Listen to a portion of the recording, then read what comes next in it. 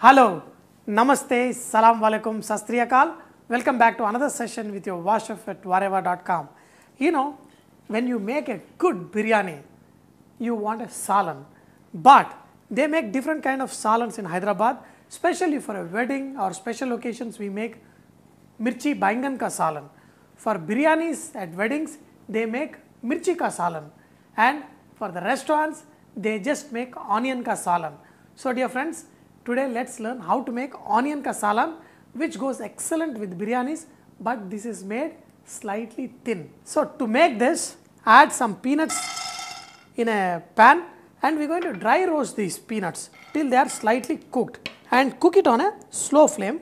Do not be in a hurry, because the slowly you cook, the tastier it becomes. Now, once the peanuts are slightly roasted, add sesame seeds and even roast them for a while. Once the sesame seeds also get slight coloring, add desiccated coconut. You must be wondering why my coconut is all oily, because this is the powdered coconut from my trees. You know, I've got 6 coconut trees around my house, so the coconut powder is pretty much made in my house. This is oil rich coconut, just we dry the coconut and then put in a blender. So instead of desiccated coconut, we use this. Now, once these are roasted, now in this add chopped onion and cook it slowly till the onion slightly sweat. Then we are going to put this in a blender and make it into a fine paste. Now, put oil in a pan and add onion. These onions have to be slices and preferably slightly thicker, because this onion is going to float in the salan what we are going to cook. So, we are not going to cook this till these onions are brown. We are just going to saute it and then we are going to remove off from this oil. Add a pinch of salt. This will speed up our onions cooking. For this salan, you don't need to brown the onions. You just have to saute them till they become soft, because this will give a sweetness to your salan. And put these onions on the side. In the same oil, add mustard seeds, and when the mustard seeds crackle, add cumin seeds, add ginger garlic paste, and also add curry leaves. Now add turmeric, chili powder, dhania powder, and cumin powder. And in this, add the paste of sesame seed, peanuts, and coconut, and mix this. Add water in the blender and mix it properly, and just pour this water on. Wow, this is what is going to become the tasty salan.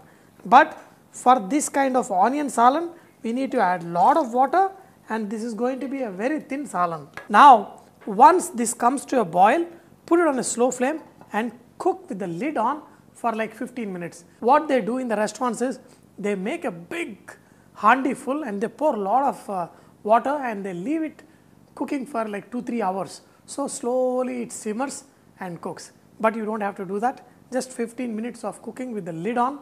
We'll cook all the masalas inside.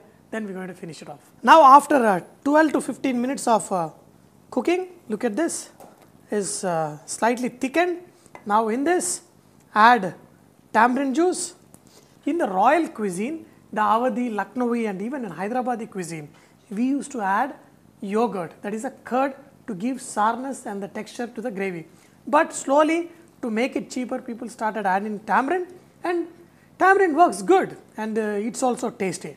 So after adding tamarind, add jaggery. This jaggery to give sweetness, and also I'm going to add some salt and I'm going to mix it, and I'm going to let this cook for another few minutes. Now, you know, you don't see this oil floating on top, but once you switch off the flame and rest this for like 2-3 minutes, that's when the oil will float on top. So now this gravy is nicely cooked and perfectly tasty. This is when you add these onions which you sauteed and kept on the side. This is what is pyaz ka salan, and just let it simmer for 1 more minute and then switch off the flame. Now look at this. After resting it for few minutes, how the oil is floating on top. Do not add too much oil for cooking, but because there is oil in the peanuts and sesame seeds, the oil slightly floats on top, and this is super tasty. For this, you need biryani to eat. This got the sweetness, the spiciness, the sourness, and a great combination to go with biryani. And the only thing is, make it a little bit spicy, and I love it that way.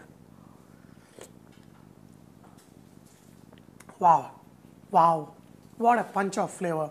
That is the reason they serve this with biryani. But do not forget, Vareva is all about inspiring others to cook.